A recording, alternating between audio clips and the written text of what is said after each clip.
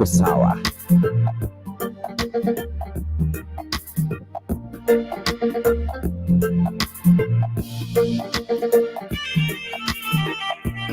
Vizuri sana kabisa, tunaendelea kumshukuru Mwenyezi Mungu katika siku hii ya leo ambapo ni siku ya Jamhuri Day, siku ambayo ni bora zaidi ya siku zote duniani, ambapo tunaweza tukasema kwamba ni siku ya baraka kweli kweli, haswa kwangu mimi, kwa sababu siku ya leo nakwambia kwamba nasherehekea siku ya kuzaliwa kwa baba yangu mzazi.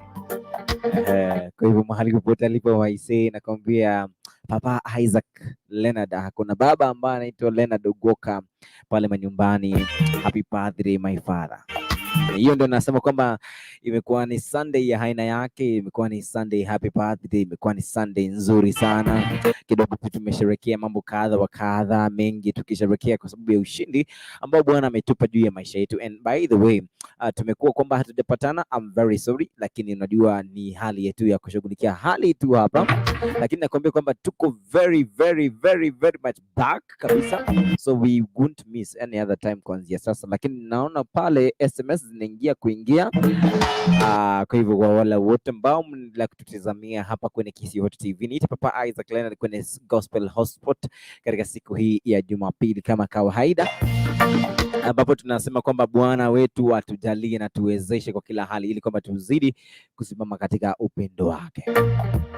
Hiyo kwamba pale kwenye team Facebook, team YouTube, na watu ambao kwa kweli mnatufuatilia kama silent listeners mbali tu na kutext mazee, naomba kwamba Mungu awabariki sana na waongoze sana, and just welcome ili kwamba tuzidi kusonga hapa na tuzidi kumshukuru Mwenyezi Mungu. You can like that video, you can share with your friends, you can just text in, you can as well love that video ili kwamba ikiwa kama inapendeza mazee, ipende sana.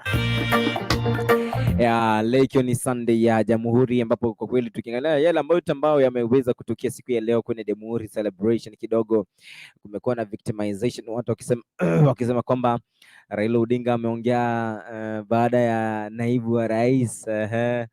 Mengi yameweza kuongelewa na afueni kwa Wakenya katika siku ya leo ni kwamba kutakuwa na reduction ya masuala ya electricity, utumizi wa power pale manyumbani itakuwa reduced by 15%. Kwa hivyo wale watu ambao tunatumia power pale manyumbani, electricity ambako kweli hivi sasa imeenda pale hadi pale manyumbani, ambapo pia hata wale watu ambao kwa kweli hawana uwezo sana lakini wanao stima ambayo inawasaidia zaidi.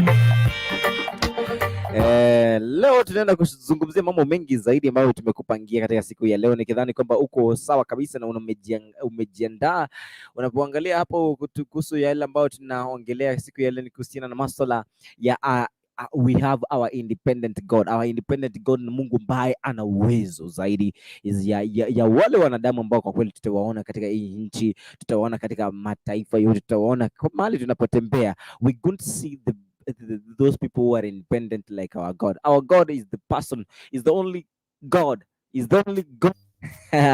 because the others, they are called to be gods. The others are gods. Kwa hivyo he is the only God whom we know, who has got who is very independent, who has no advisor, yule ambaye ni mshauri wake. Kwa hivyo siku ya leo tutaongelea kuhusu masuala kama hayo, wakati mara nyingi tutajaribu kulinganisha hapo awali kuhusiana hapa hata hivi sasa, kuhusiana na vile ambapo tuna waheshimiwa, tuna the presidents, tuko na wale ambao ni wanatuzunguka ambao ni wasimamizi wetu kutoka kila maeneo, na tutaangalia vitu viwili vitatu kuhusiana na mwanadamu na Mungu, na hiyo tutaiangalia baadaye.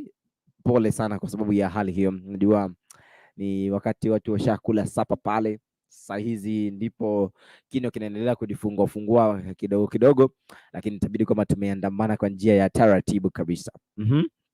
Sasa katika hali hii yote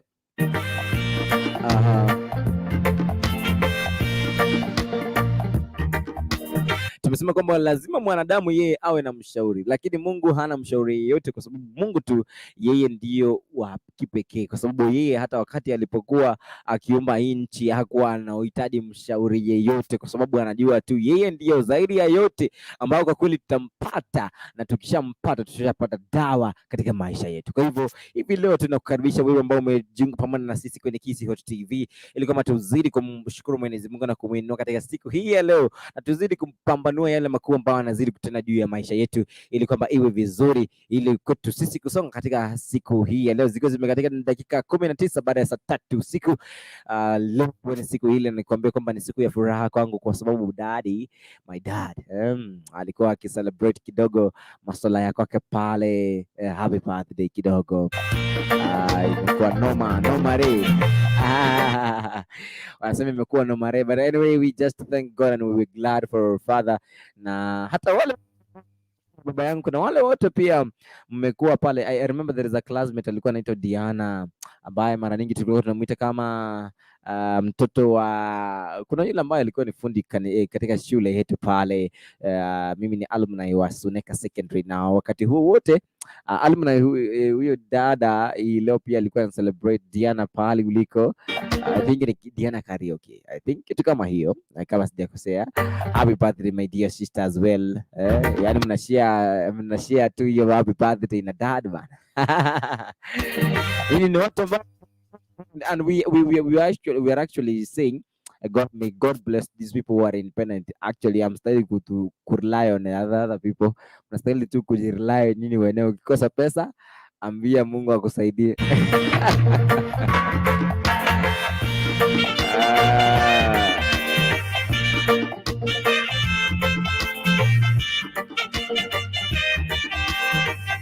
Dada mkubwa, ujambo? Bwana Yesu asifiwe. Dada mkubwa, unanipata pale? Kidogo masuala yamekuwa ni changamoto kidogo ya mitambo, lakini tutaweza kuomba, kwa sababu nilikuwa nimemkaribisha aweze kutuombea, lakini kwa sababu yuko pale lakini hawezi kanipata vizuri vile, inabidi kama tuweze tukaomba katika usiku wa leo. Naomba kama tuweze tukaomba. In the name of Jesus.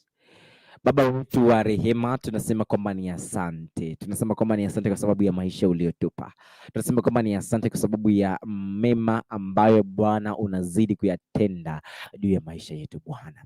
Tunasema kwamba Bwana ni asante kwa sababu ya haya maisha ambayo umetupa, hatulipi lolote, bali tu Bwana tunaishi na tunapata pumzi uliotupumulia tu, uliotupa pumzi yako siku ambayo Bwana uliweza kutuumba. Bwana tunaomba kwamba siku ya leo tuweze kuendelea na wewe katika show hii ya Gospel Hotspot Bwana. Kuna wale ambao wanatizama kutoka maeneo mbalimbali, Jehova, pia tunaweka mikononi mwako Bwana, uweze kuwatumia kwa njia kipekee, ili kwamba Bwana waweze kuwa baraka hapa na sisi pia tuwe baraka kwao katika siku hii ya leo. Hata neema yako Bwana iweze kutawala, ukombozi wa maisha yetu utuzingire zaidi na damu yako, ili kwamba Bwana tuzidi kunemeshwa na wewe Bwana. Tumetambua kwamba Bwana zaidi ya wewe hakuna. Tumetambua kwamba Bwana zaidi ya nguvu zako hakuna mwenye nguvu kama zako. Hakuna mwenye rehema kama zako. Hakuna mwenye upendo kama wako. Baba yetu uinuliwe na uimidiwe katika jina la Yesu Kristo tumeomba. Amen. Amen. Ikiwa kama uko pale nyumbani, ama kama useme tu a big amen.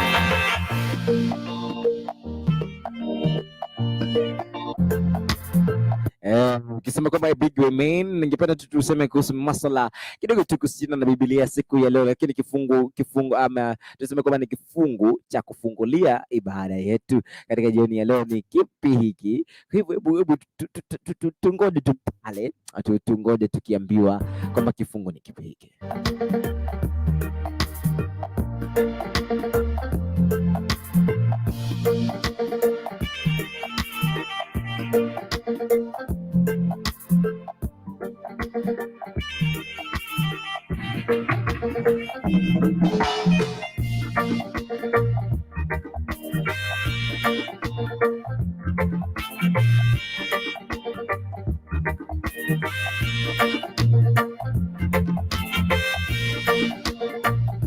Asa hapa inahitaji kwamba niweze kukuulizia moja mbili tatu, ikiwa kama unajua kwamba, did you know that the word became flesh?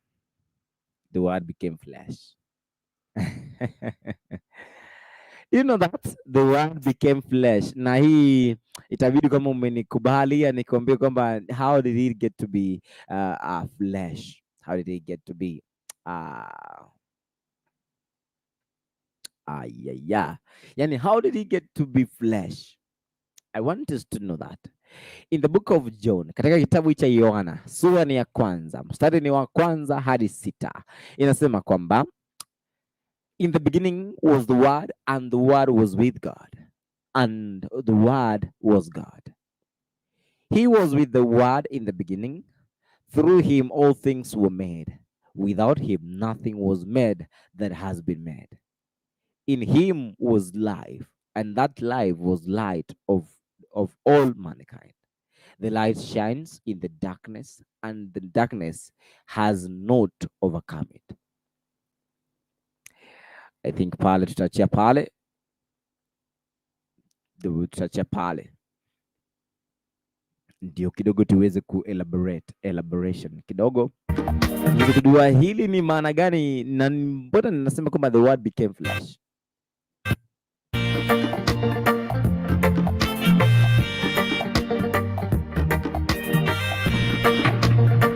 Kabla sijasonga pale mbele kidogo, tuweze kuangalia hapa vile vile kwenye SMS ambazo zimeweza kurushurushwa hapa kwenye mtandao wa kijamii, haswa kwa Facebook na YouTube. Kuna yule ambaye anaitwa dada mkubwa anasema kwamba kama kawaida na waiting na kuwait ni yule wenu Mkisii mwenyewe live from Riyadh, Saudi Arabia, pamoja mkiingia kama kawaida yangu kitabu changu kitabu ni Yohana 3. Niweze kunakili chini kwamba nisiweze kusahau Yohana 3, Yohana 3 mstari ni wa 3 hadi 10, hapo ambapo tutaweza kusoma tuweze kutambua kwamba ni yapi haya ambayo dada mkubwa alikuwa aweze kuongea na sisi kupitia kwa hilo neno. Grace Nega, big up mazee na kuona pale anasema kama amen kutoka Ratini kuwakilisha Machakos County. All right, thank you so much. Irene Kerubo anasema kama hey, I'm new here watching from Mwalimu Hotel Kisii. Wapi geti, wapi vini, wapi deno, wanakuja tu wangoje ama pia washtu, itakuwa ni vizuri tukisonga kwa njia ya taratibu. Haya, tukiendelea kusonga kwa njia hiyo, tunamshukuru Mwenyezi Mungu kwa sababu siku ya leo ameweza kusema kwamba lazima tutambue kitu kimoja ambapo tutatambua kwamba hamna Bwana wetu Yesu hana mshauri, ama hakuna mshauri ambaye yumsaidia Mungu kufanya maamuzi. Hiyo tutaweza kusoma baadaye, lakini kabla ya kwenda pale tutaweza kusoma hapa kwenye Biblia hapa kidhani kwenye radhi. In the book of John chapter 1 verse 1 to 6 nasema kwamba in the beginning was the word, and the word was with God, and the word was God. Yani hapo kitambo palikuwa na neno, na neno lilikuwa na Mungu, na neno lilikuwa kwamba ni Mungu. He was with God in the beginning. Alikuwa na Mungu, huyu neno alikuwa na Mungu tangia mwanzo. Through him all things were made. Kupitia kwake vitu vyote vikaweza kufanya nini? Kufanyika. Without him nothing was made that has been made. Kupitia kwake hakuna kitu ambacho kimefanyika pasipo yeye. But I want us to get to first line. Tuende pale. First line inatuambia nini? In the beginning was the word, and the word was with God, and the word was God. In the beginning, hapo mwanzo. Na tunapoangalia katika kitabu cha mwanzo pale kwamba in the beginning there was sijui nini pale, lakini vizuri tuseme nini bana. We have to be sure kila ambacho tunaongea katika jioni ya leo, ama namna gani bana? Si ndio? Tusiendelee kusema hapa eti namna gani. Me, I don't like guessing, by the way. Lazima nikwambie kwamba iko nini.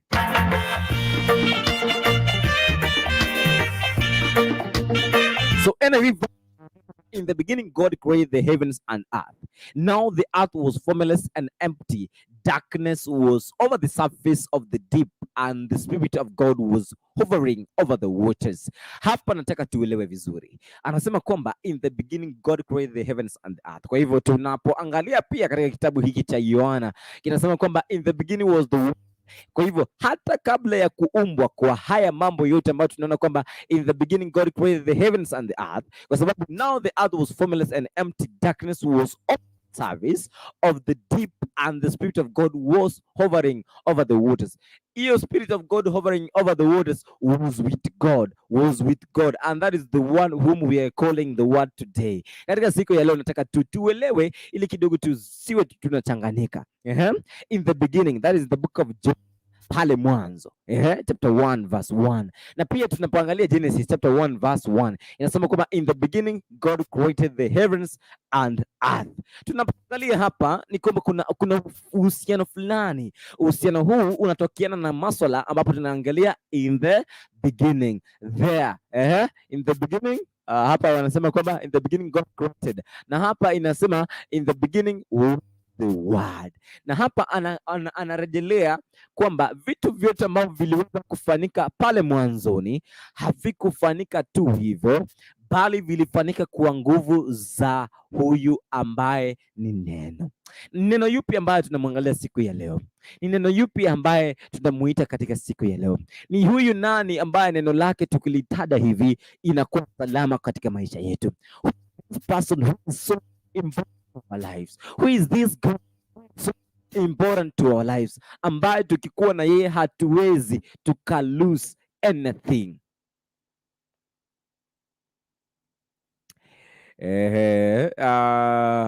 Nyako Ruben anasema kama eneo redio yake kusigo se Kiswahili, both they work both. Leo ni Kiswahili kwa sababu leo ni Sunday kama kawaida, so I think you answered my brother Nyako Ruben, iko vizuri. Jina isikudangane kwamba ni Kikisi, Kisi Hot, si Kikisi. Kisi Hot is a station. Hata ukisikia mahubiri ya tangia asubuhi tumekuwa tuna mahubiri ya Kiswahili kanisani, kwa hivyo hata hivyo kuna interpreters.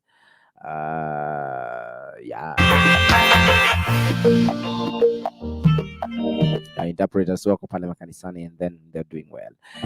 Babu Vincent anasema kama mambo vipi, mhubiri 23:8, huyo ni Irene Kirubu anasema na Soiro Omogima, thank you so much. Irene anasema kwamba Vini hey 30, wapi Pastor Nyambane, Jamhuri Day imeisha ama vipi? All right, you taweza kusema hebu ninakili chini ili kwamba isikuwe ngumu kwetu kuwa na shida katika majua, tusikue kwamba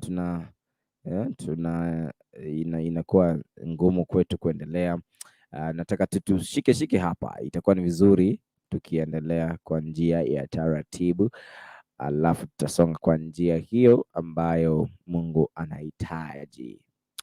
Haya, so God is trying to tell us kwamba in the beginning, ambaye tukimwita kila wakati tangia mwanzo aliitwa, ambaye ni neno, siku ya leo bado anaitwa.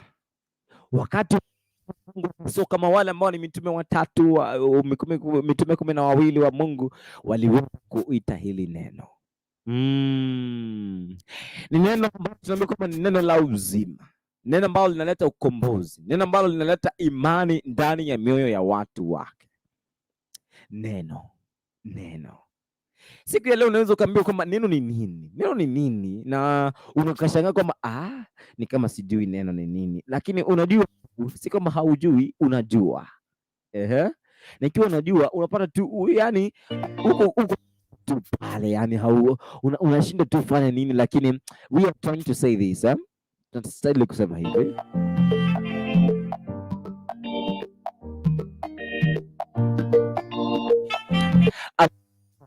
Mungu mwaminifu. Mungu wetu ni mwaminifu. Because that in the name of Jesus, in the name of Jesus, everything is answered. Praise Jesus.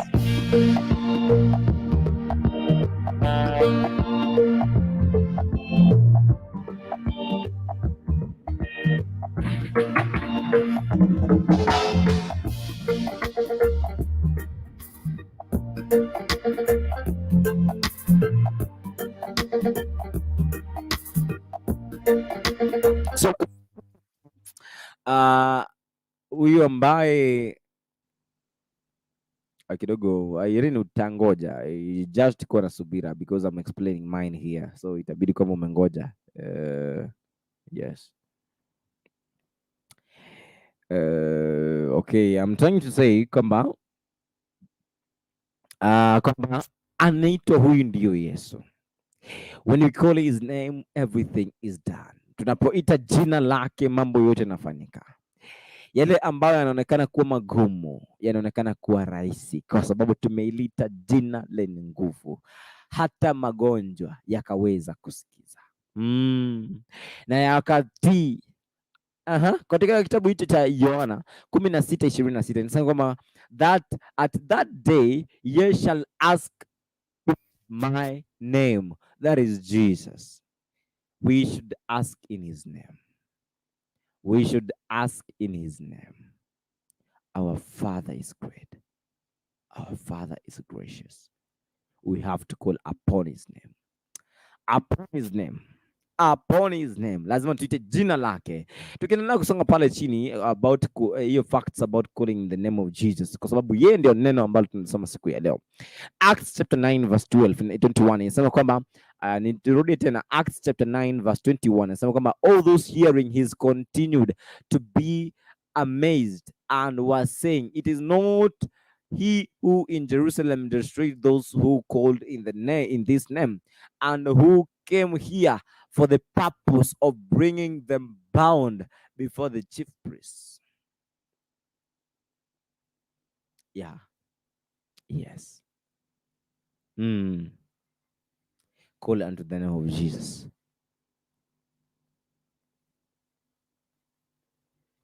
Anaongea pia katika kitabu cha Yohana kwa wale wote ambao kitabu cha Warumi kwa wale wote ambao mjampokea Kristo Yesu katika maisha yenu kuwa kiongozi na msaidizi katika maisha yenu.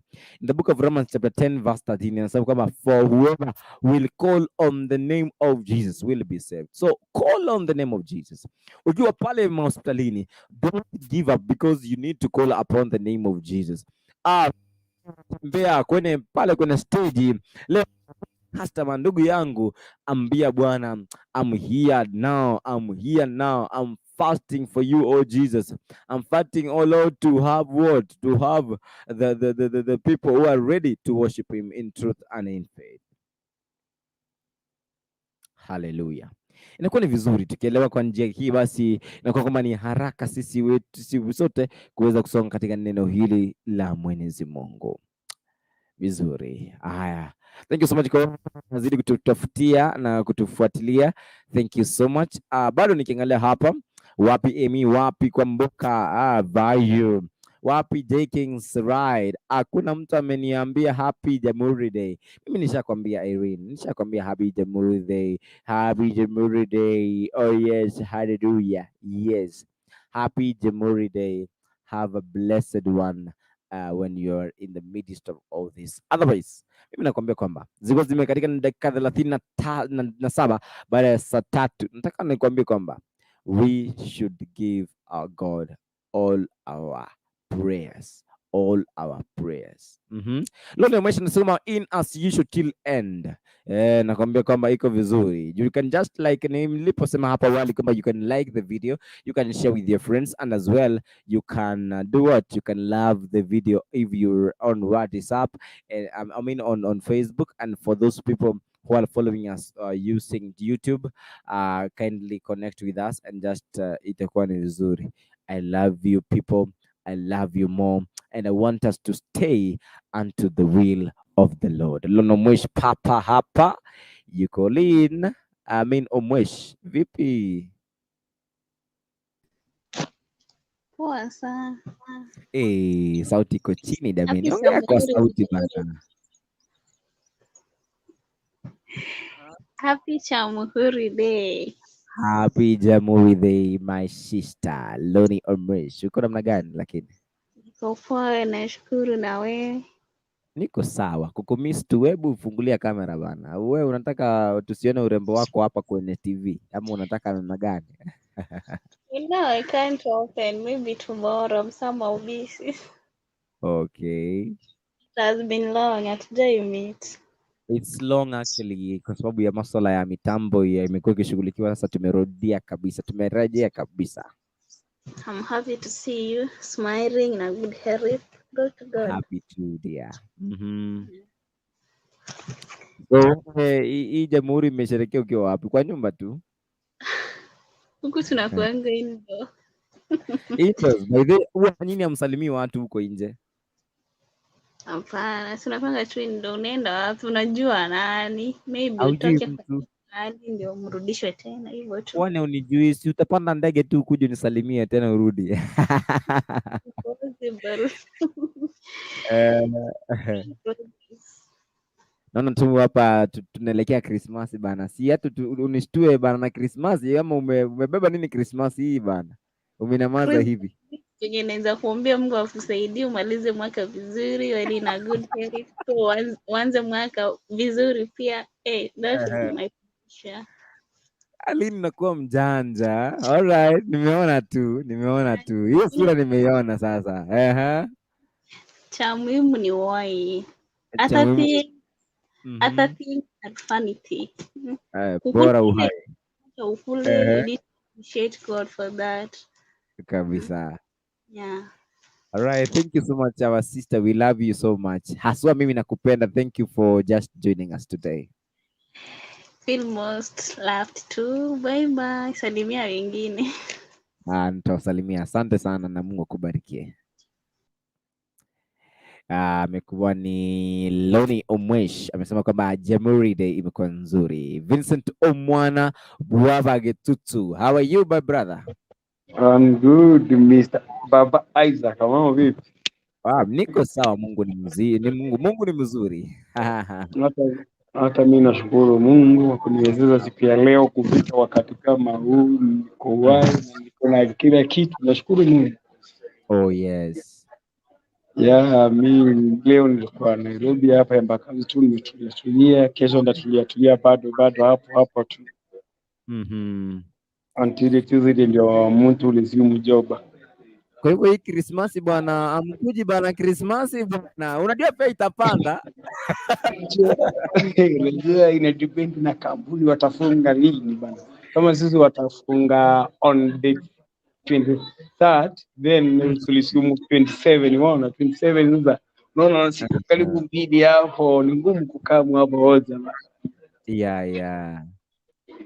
Naona uko sawa. Mimi wacha nisalimie my mom Dorika Kerebe, my dad James Babu, na watakia kila heri kwa kuleta hii dunia, na washukuru sana kwa kunisomeza, kunifunza venye unakaa na watu. Mina I like my mom, I like my dad, even my elder sister anaitwa Mary, Karen na Shared, my brother. Yes. Yeah. Haya, sawa, tutabonga pale kwenye inaitwanga ni chati ya fiche, inaitwanga private chat. Haya, tupatane pale nyuma ya tent. Thank you bro. Brother. Vizuri kabisa. Apostle na gani? Uko ndugu? Apostle hastahili kuogopa bwana. Weka kamera bwana. Ama unapika? Nakula chinsaga. Zinaonekana bwana. Umekuja kisi? Nakula sageti hapa. Nilitoka Jamhuri nikapata wamefunga butchery. Uko mzima lakini? Niko salama nashukuru. Amina. Umepotea bwana. Ulinipotelea bwana, nimekutafuta Wednesday unijoin bwana, sikuoni. Unipotea.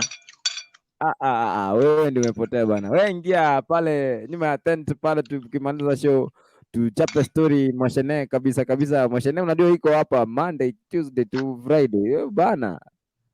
Takuja, niko sasa nimerudi, network ndio ilikuwa inanisumbua kidogo. Sasa nimerudi. Nataka kuambia hapa Girango, kesho ninaenda sikukuu. Yes. Kwa hivyo wasikule hizo pesa zenye na pepa niteremuke nazo, wasikule zote, ifike tarehe 24 jioni tukue tunaangaliana tu. Wavumilie mpaka hiyo tarehe ifike. Wazione huruma. Wasihurumie tu. Hiyo ni kali sana. Alafu Kurukuntu wako wapi? Hapa tuko sawa, Mungu ni mwema, ametulinda baba.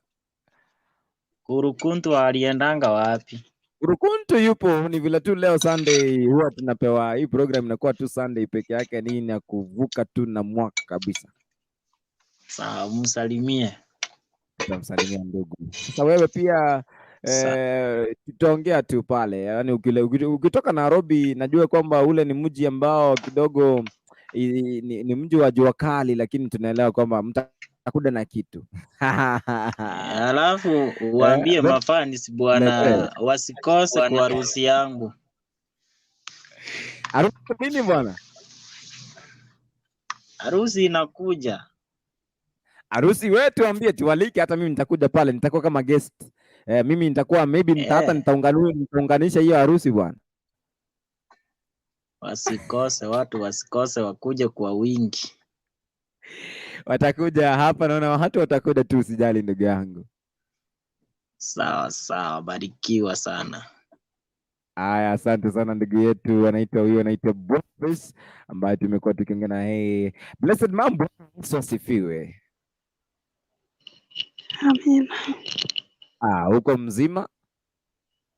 Niko poa, nashukuru Mola. Unajua wewe ukiingia hapa lazima ushuhudie. Hebu tushuhudie siku ya leo imekuwa namna gani? Kwani umejua tu? Yaani unajua lazima baba ajue watoto wake. Mimi ukiona leo nimevalia tai hivi, najua kila mtoto wangu atakuja hapa leo na itakuwa nzuri. Sasa vile imeanza kuwa nzuri. Na hiyo ushuhuda niko nazi ni moto sana. Shuhudia dada yangu. Karibu. Kwanza kabisa ambia Boniwe ametoka hapo. Kuna kesha na mwalika 31st, nitafute nimwambie itakuwa wapi. Kwani unakuda Kisii? Mwambie kuna kesha na mwalika, nataka nimwambie pale tutakutana, kwa hiyo kesha itakuwa 31st. Tuna kesha mpaka asubuhi. Sawa, nitaweza kumwambia. So kwanza kabisa nashukuru Mola. Amen. Ametulinda hadi masaa kabisa. Kuna maandiko kadhaa nimekutumia, sijui kama umezisoma. Hayo sijasoma, lakini nafurahi kama umeingia hapa ili kwamba tuyasome tukiwa kwa pamoja. Sasa kwa sababu ya muda, I think tutasoma tu hiyo Mhubiri 7:8. Itakuwa ni sawa tu. Mhubiri 7:8. Ecclesiastes 7:8.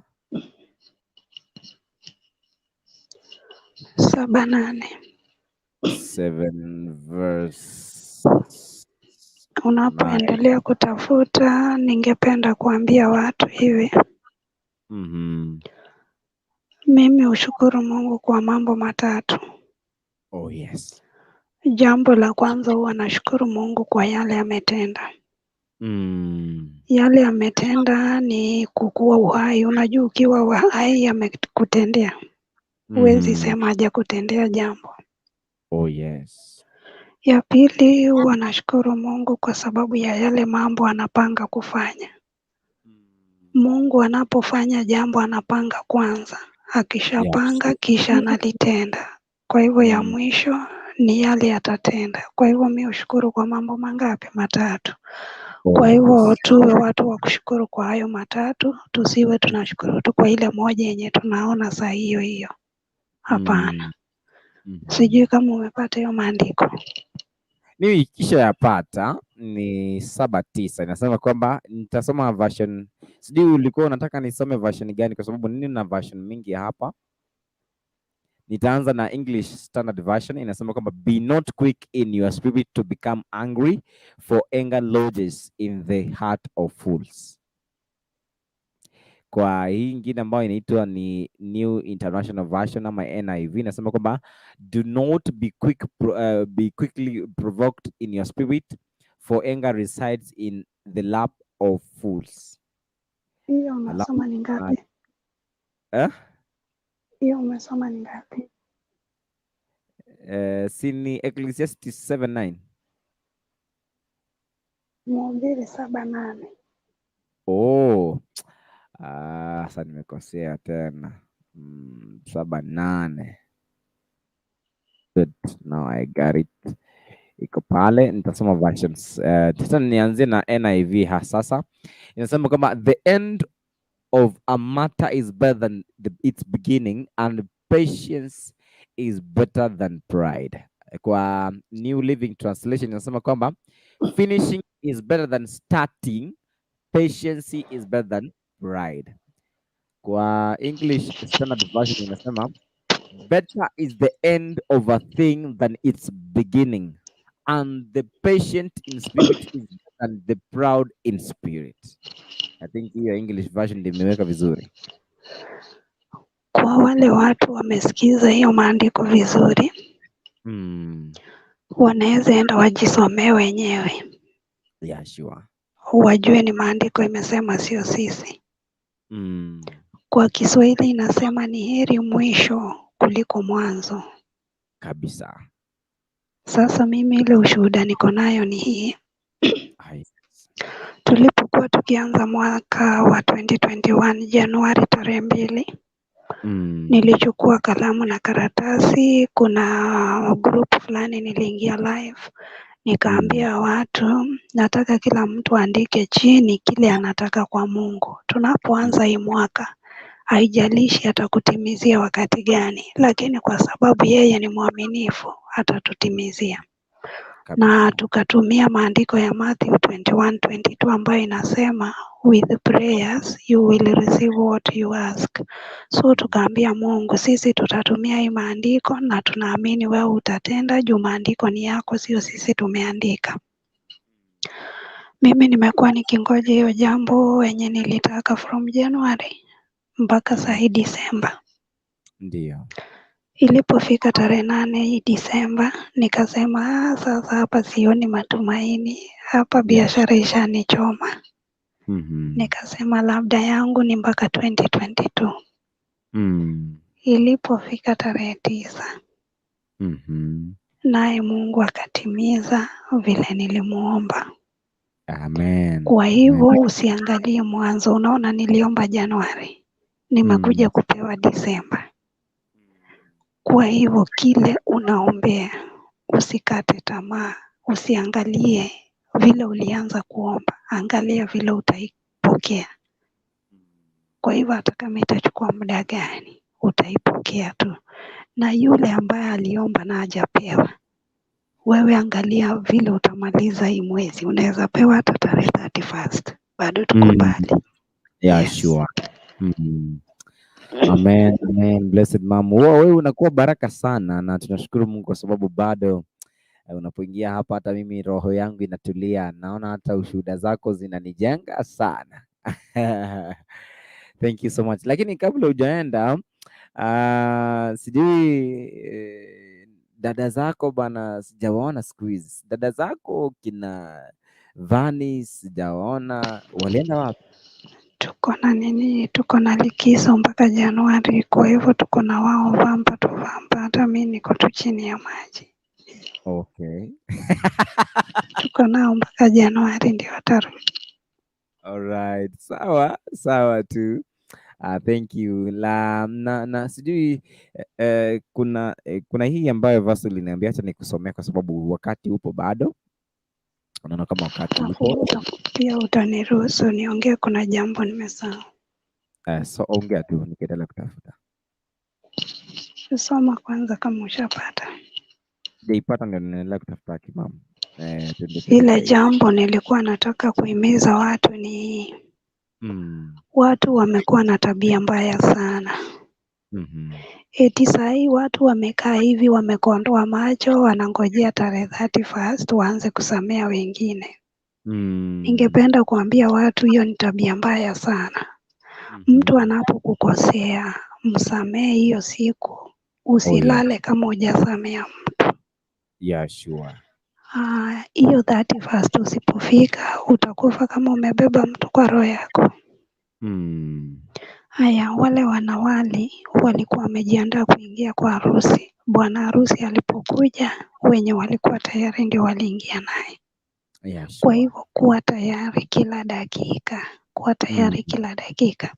Haya, ukiona mtu anakuambia amekusamea date 31st, huyo ni muongo, anataka tu kurukia mwaka. Akisharuka mwaka tena ataanza kukubeba kwa roho yake.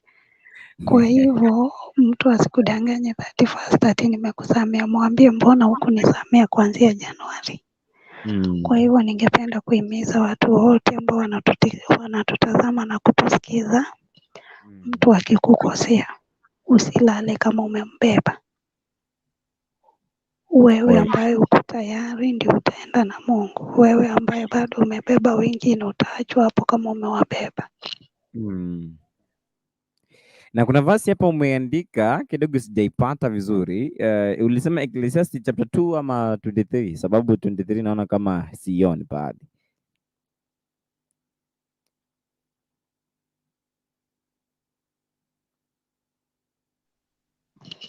Ni 23:8. Ecclesiastes haijafika.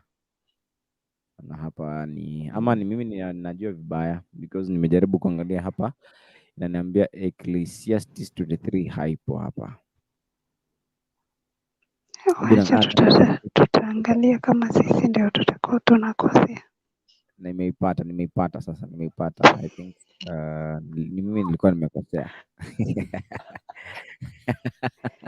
Haki wewe. Kwa karibu niende kutafuta Pastor Nyambende. Hiyo ndio nisaidia. Lakini usikose kumtafuta leo, bado tutamtafuta, itakuwa ni vizuri.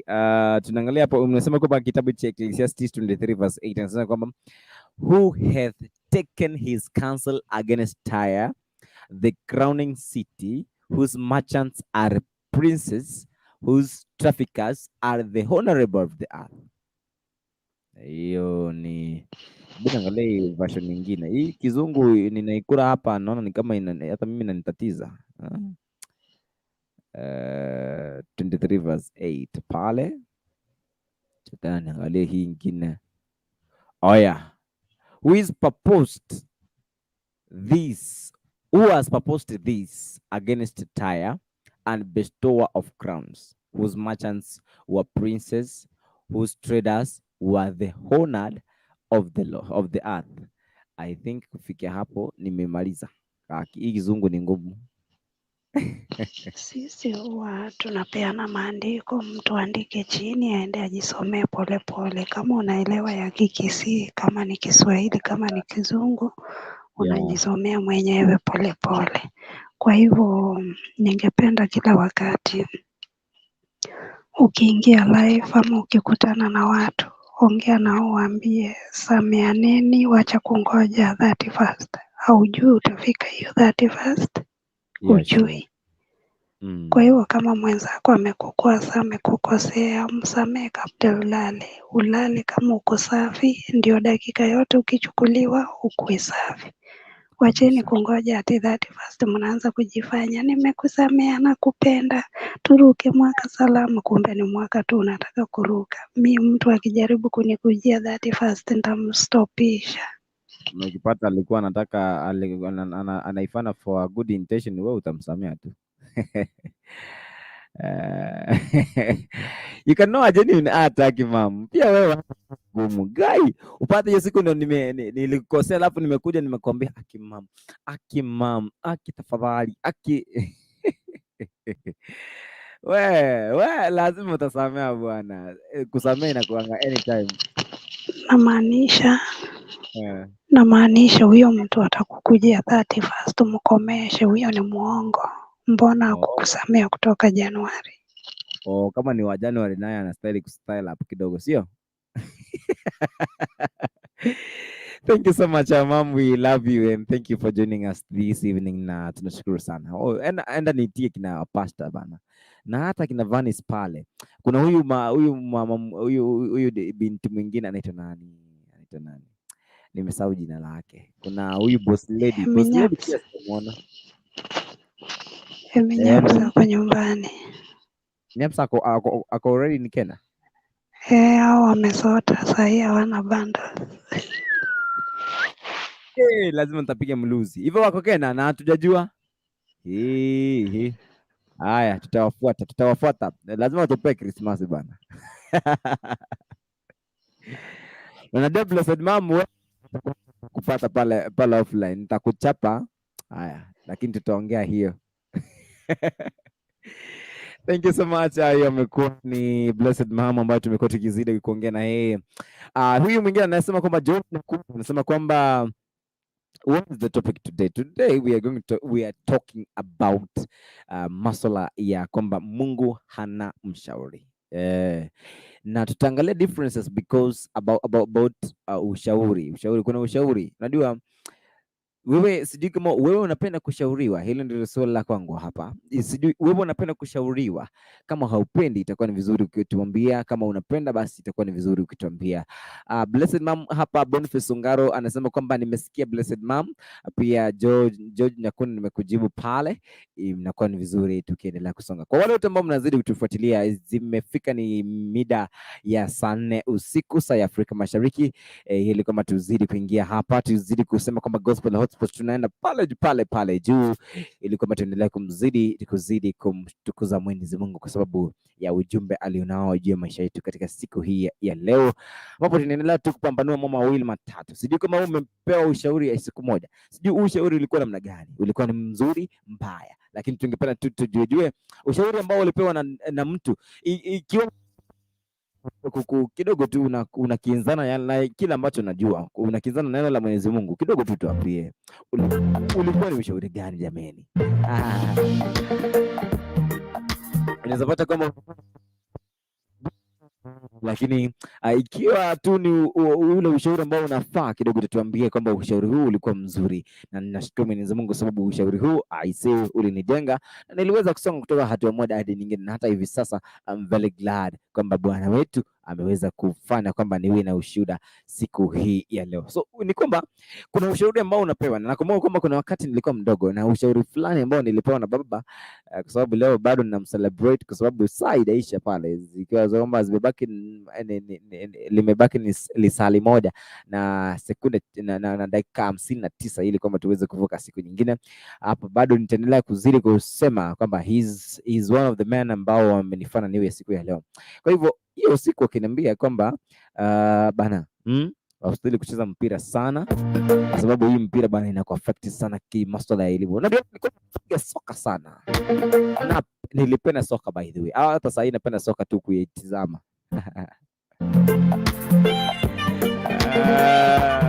Kuna wale wataanza kuniuliza soka tena, wani unachezanga mpira na wewe vile wewe ni mrefu.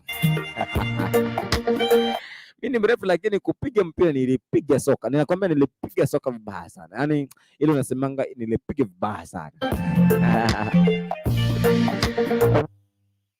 Kwa wale wote mnazidi kutujiunga pamoja na sisi katika mitambo yote ya Facebook pale, kuna YouTube pale, you can just like that video.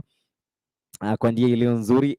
Kama wewe ni mgeni kwenye channel yetu ya hapa yetu ya KCOT TV pale, unaweza kusubscribe kwa channel yetu pale, na itakuwa ni vizuri tukisonga kwa njia ya taratibu. Kwa wale ambao bado mko mnataka kupiga simu hapa, mnaweza mkapiga hivi sasa, bado tuko online pale, unaweza kufuatilia hii link ambayo nimeweka tu hapa sasa hivi.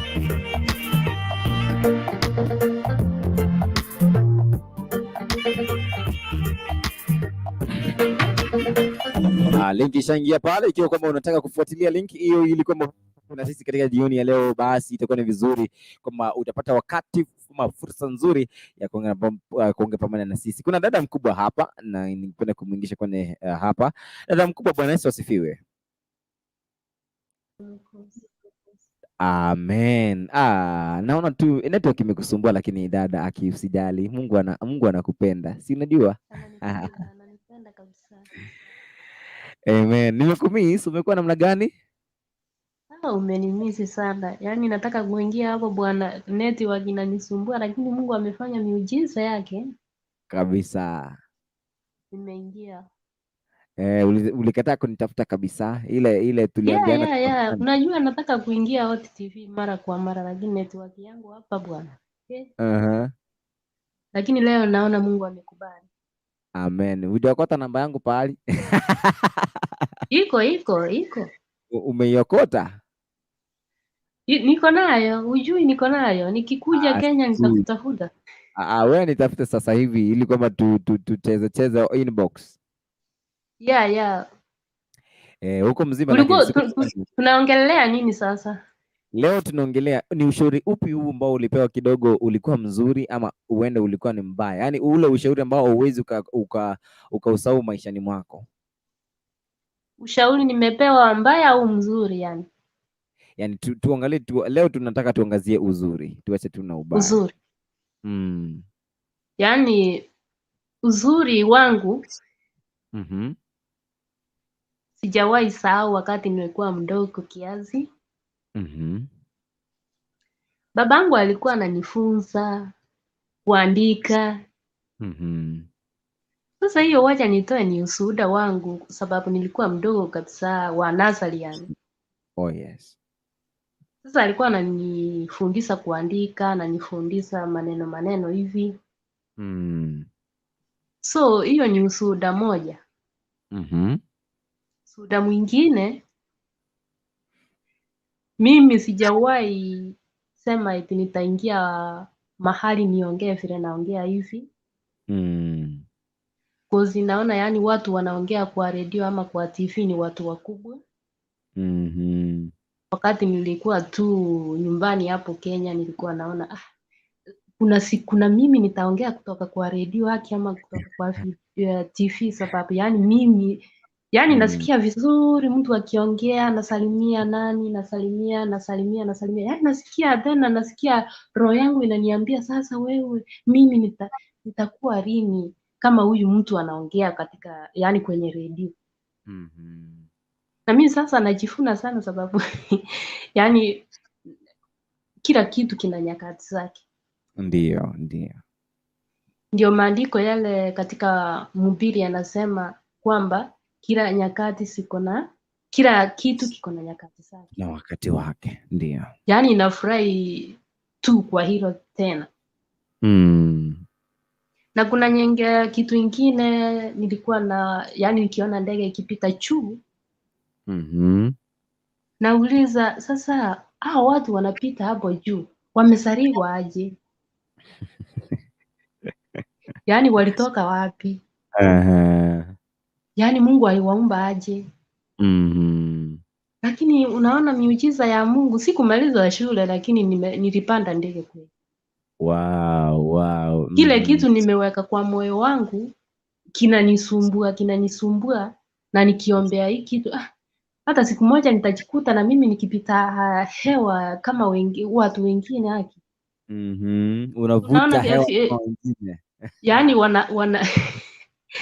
wanapita tu nafurahi. Mimi sikuwa na nini. Yaani nilikuwa nafurahi enyewe watu wanapita juu.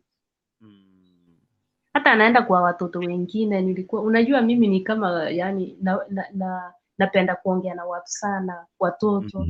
Nilienda nawaambia watoto tunakaa hapo pamoja wakati tulikuwa break yani in school. Nawaambia mnaona ndege yenye imepita.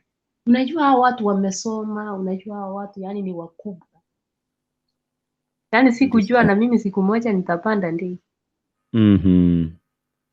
Sasa Mungu ni wa miujiza ana yake. Hata ingalau umefika Nazari, akitaka kukubandisha atakukubandisha. Akitaka kukupa kitu lazima akupe. Lakini masomo tena ni mazuri. Siambii watu eti ufike Nazari, lazima usome lakini vile Mungu anakupangia. Unajua utasoma lakini Mungu akupangi usome lakini utaenda mbali kufikia kusoma kwako. So kuna vitu vingine Mungu ako na mipango yake. Sure. Yeah, so mimi kitu naona Mungu ni mwenye nguvu, Mungu ni wa muujiza. So kila kitu kiko na nyakati zake. Na nitarejea kidogo tu, nitarejea tuongee. Alright, thank you so much dada yetu. Mungu akubarikie sana. Sijui ungependa kuwasalimia wawili watatu kabla ya kuondoka eh? Shaondoka pale. Yani amejaribu kusimulia yale ambao kidogo alikuwa anaonekana kuwa impossible, na pia kwa hivyo she is now independent. Na tuko na mtu hana ushauri, lakini mwanadamu pia yeye anahitaji ushauri, lakini sijui wewe umepewa ushauri upi ambao kwa kweli hauwezi ukausahau, kwa sababu make effort kwa maisha yako, umekufanya kwamba leo, siku ya leo uweze kusema, umesema kwamba ushauri ambao ndugu fulani alinipa, ushauri ambao dada fulani alinipa, I say ni ushauri ambao ni babu kubwa kwa maisha yangu, na kwa kweli ninapenda sana nikikumbuka huo ushauri kidogo tu ninasonga mbele. Hayo ni baadhi ya yale ambayo tunaweza tukayazungumzia katika siku ya leo, katika maongezi ya siku ya leo kuhusiana na masuala yale ambayo kidogo tunayoona kwenye Biblia kwamba ni yale ambayo tunasema kwamba ni nini, tuseme kwamba ni yale ambayo ni mahusia Mwenyezi Mungu. Hatuko tumemalizia pale kwenye in the beginning there was the word. Now when there was the word, basi ili neno lilikuwa na Mungu. So what we need to talk about is Jesus. Now Jesus is the word. Yes, Jesus is the word. Ndio maana tukaambia kwamba the word became flesh. Yes, it became flesh because neno hili ni Yesu Kristo. Neno hili anakuwa flesh wakati gani? Wakati the process of being in the form of flesh inakuwa mentally, tunakuwa tumetayarishwa mentally na hawa na mtumishi wa Mungu ambaye ni nabii Isaia. Anaendelea kupena tafsiri ama kupena tu yale ambayo ni maono yake ambayo alikuwa ameshamuonesha. Akamwambia I say naona kwamba yani lazima kuna mtu atakwenda kuzaliwa, mfano atakuja kuzaliwa na mwanadamu, lakini atazaliwa na virgin yani bikra. Bikra ambaye ni Maria, tunasoma pale.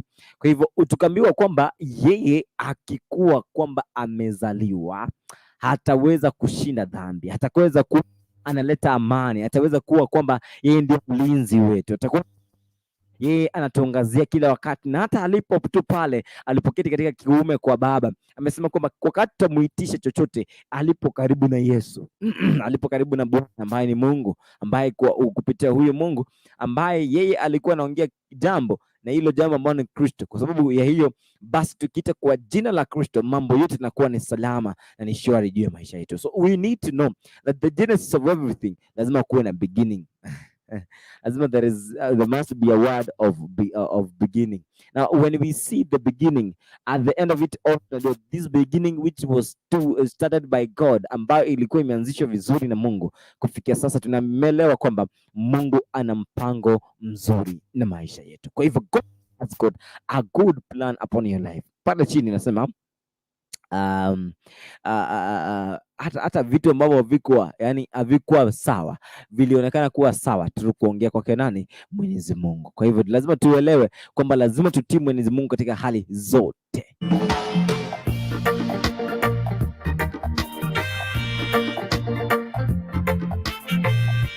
Nikipenda tena kusema kwamba shukran za dhati kwa wale wote ambao mnazidi kutufuatilia hapa kwenye mitambo ya Kisi Hot TV, pamoja na mimi ni Papa Isaac LENARD, ambapo kwa kweli nakuletea kwenye Gospel Hotspot katika siku ya Jumapili. Kila siku ya Jumapili Gospel Hotspot ni kama kawa, na pia mashine ya Crash ni kuanzia Monday to Friday, kuanzia mida ya saa 2 usiku hadi mida ya saa ngapi? Saa 4 usiku. Kwa hivyo itakuwa ni vizuri ukiendelea kujua haya yote ambayo tunaweza kuyafanya pale, lakini inakuwa ni vizuri hata siku ya leo bado tunazidi kuchanganua na kupambanua yale ambao Mungu amekusudia juu ya maisha yetu. Kwa hivyo bila shaka ikiwa kama uko pale nyumbani, zikiwa zimekatika na dakika 12 baada ya saa 4 usiku, leo ikiwa ni siku ile ya Jamhuri ambayo bado tunaendelea kufurahia, kama kuna yale ambayo tumefurahia siku ya leo, kama Rais Uhuru Kenyatta ameweza kuiongelea hasa kwa kupunguza kwa gharama ya stima kwa stima kidogo tu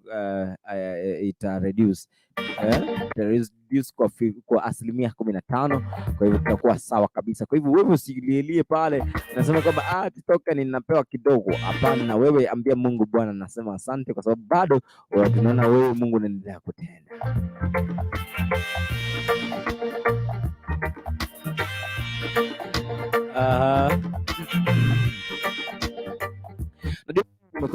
Nikifuatilia pale Jamhuri baada ya kanisani, lakini tu niseme kwamba kwanza kanisani ninashukuru sana vijana ambao tumekuwa pale kwenye kongamano ama kwenye rally pale, mkutano ambao ulikuwa umeratibiwa kuwa katika eneo lile la Mwariba, and we are so happy kwamba pia hata bishop wetu ameongea mazuri kuhusiana na jioni ya leo. Najua amenifunza mawili matatu. Kwa hivyo thank you so much our Bishop Uyaro Josephat. Niseme kwamba vijana wote ambao walikuwa pale kwenye seminari pale walikuwa vizuri, walikuwa wamevalia vizuri, watu walikuwa wamejipanga kweli kweli, and we are happy for you my dear brothers and sisters.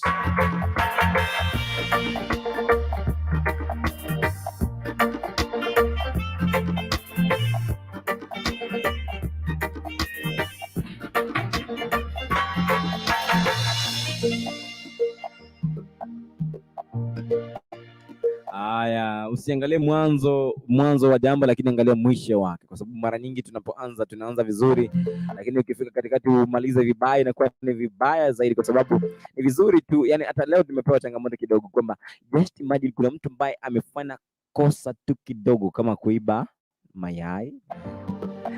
Wewe ulibe mayai ama kitu fulani, alafu kuna mwizi ambaye yeye huua watu kila wakati, amepewa contract, anaua kazi yake ni kuua na kumaliza watu, kazi yake ni mwizi, ni kuiba tu. Yeye ameiba tu, wewe umeiba tu siku moja, lakini hiyo imekutoka katika uso wa Bwana, kwa sababu sasa wewe unaonekana kwamba wewe ni mchafu. Ukikuwa nani atakuweza kuaccept bana? Hii lazima ujue kwamba kisha kuaccept kwa maisha yako, you have to follow him, kwa sababu bado anakupenda. Nataka tushike vizuri ili kama inakuwa vizuri tukiendelea kwa njia ya taratibu, zikiwa zimekatika dakika hizo 15 baada ya saa 4 usiku. Ndio kama tuko karibu kutamatisha kwenye awamu hii ya mwisho pale. Hii ni awamu ya mwisho pale. Sara Masheti anasema kama topic ni gani? Tunasema kama ni ushauri upi ambao kidogo uliopewa wakati wako ukiwa mchanga, ambao kwa kweli lazima unakumbuka hivi sasa, unasema kama si ushauri wa ndugu fulani, dada fulani, singekuwa siku ya leo. Kwa hivyo utakuwa huo ndio ushauri, hiyo ndio topic siku ya leo. Kwa hivyo huko pale unaweza kaingia kwenye StreamYard pale, ili tuweze tukaongea katika njia iliyokamilika. Iko vizuri kabisa. Najua kwamba tumejipanga kweli kweli, lakini tuangalie katika kitabu ambacho tutaangalia sana sasa siku ya leo, kitakuwa kitabu cha Isaia 40:13, na pia tuangalie katika kitabu cha Mithali 11:14. Tukiendelea kuzingatia na kuangalia, ningependa kukumbusha tu kwa advert ya siku ya leo kuhusiana na masuala mawili matatu kuhusiana na advert ya siku ya leo. Nitaweza kuiweka pale ili kwamba uweze kujua kwamba ni yapi haya ambayo tunahitaji kwamba uweze kuyafanya, na sisi tutafurahi. Hasa kwangu mimi nitafurahi ikiwa kama umefanya mawili matatu kuhusiana na yale ambayo ninaweza kuelekeza siku hii ya leo.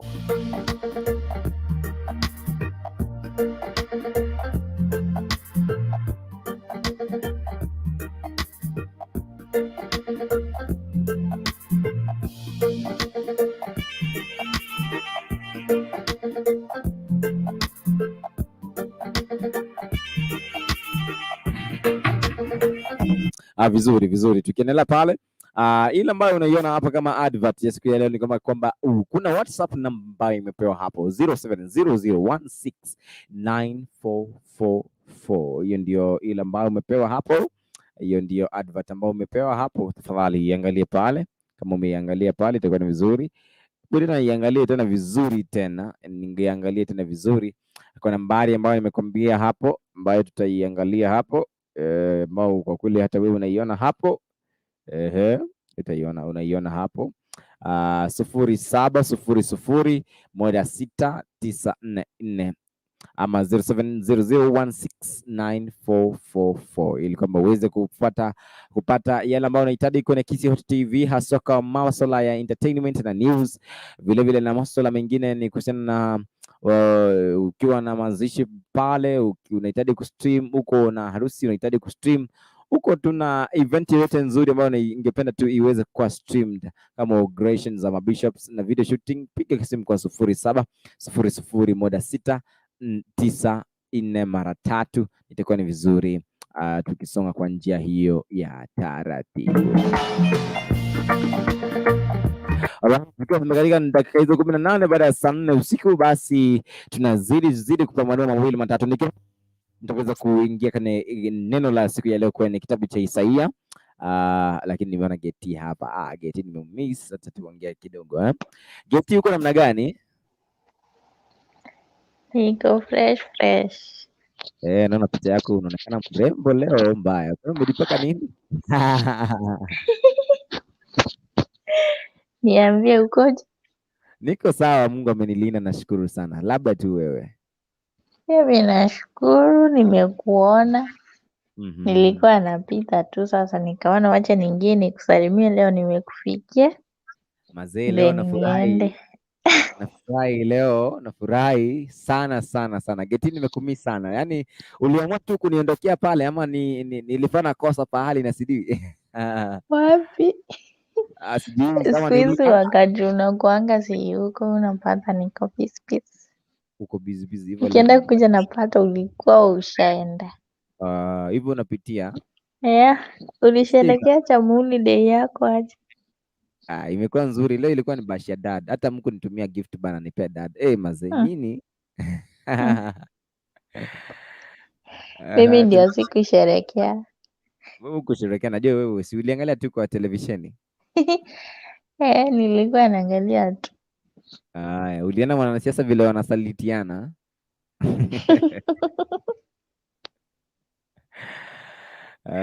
Wale wanachuana, wanatupima tu.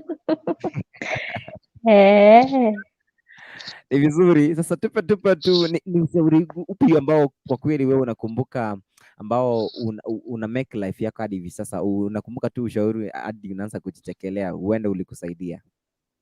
Ati ule ushauri, ile advice ya mzazi ama ndugu ama dada ama kuna mtu ambaye alikupeanga advice ambao hivi sasa ukikumbuka unasema kama si yeye asingekuwa hapa? Ni gani hii? Kwangu aje niseme ile ya kutodanganya. Nyanya yangu na mamangu hata wachomba wangu walikuwa wananiambia wavulana wanipeleki mahali.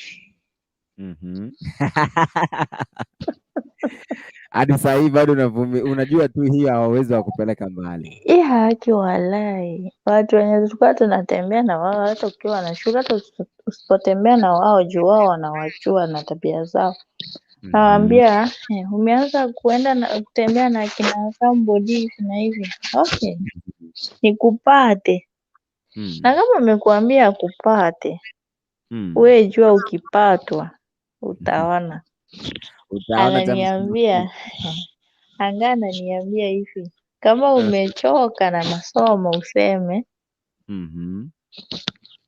ndio mamako asipoteze karo kwenda kwa shule. Hizo pesa anapoteza aziweka afunzie hao wengine.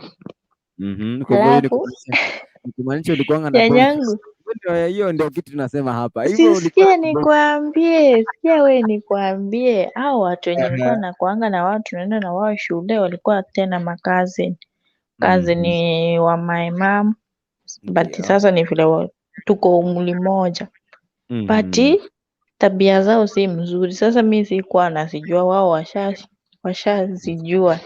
Sasa na ile kupembeleza watoto wanalelewa, ile kulelewa ingine mbaya, wazazi wamewaachia simu. Sasa na wewe mzazi akikuona unatembea na wasi atasema umeharibika, utaharibika. Sasa nakuambia saizi sitaki kuletewa mchukuu. Nyanyangu alikuwa ananiambia haki, nikupate eti sasa umekuja uko na mimba na kukatakata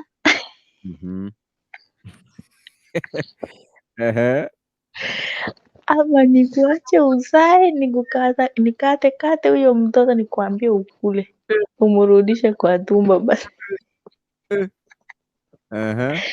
Walai mi nilikuanga muoga why hata kama nikuwe na hiyo boyfriend, kusema ukweli hiyo boyfriend vile nikaipata nikakuwa naye form 3 lakini chini ya maji Chini ya maji.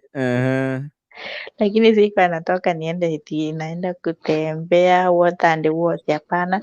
Naenda tukimiti tunamiti sports pekee hivyo tu, tukienda sports hivyo tu.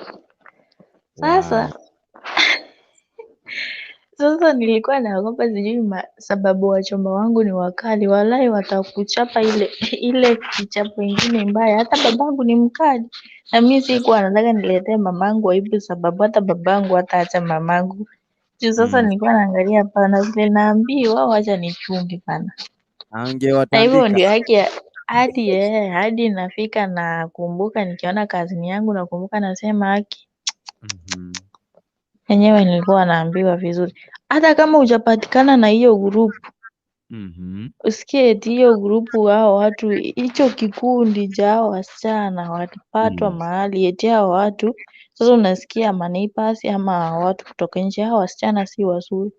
Akishoshi atakuja hata ukuwa holiday ulikuwa home ama kwa auntie, atakuja aseme nilisikia hivi na hivi ukitoka shule kila mtu ako na wake, mko wawili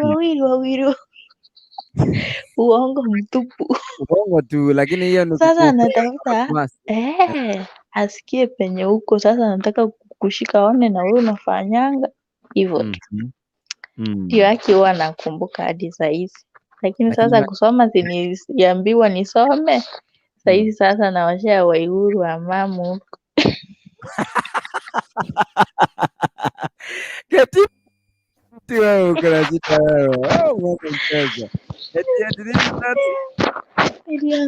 niliambiwa nisome, nikasoma, nikapata certificate. Sasa yani niko hivyo tu, ile mnasema form 4 niko hivyo tu. Sasa nasema naona hii ni pesa ya mzazi, nilikuwa na waste hiyo. Ni 12 years yake, 12 years zimepita.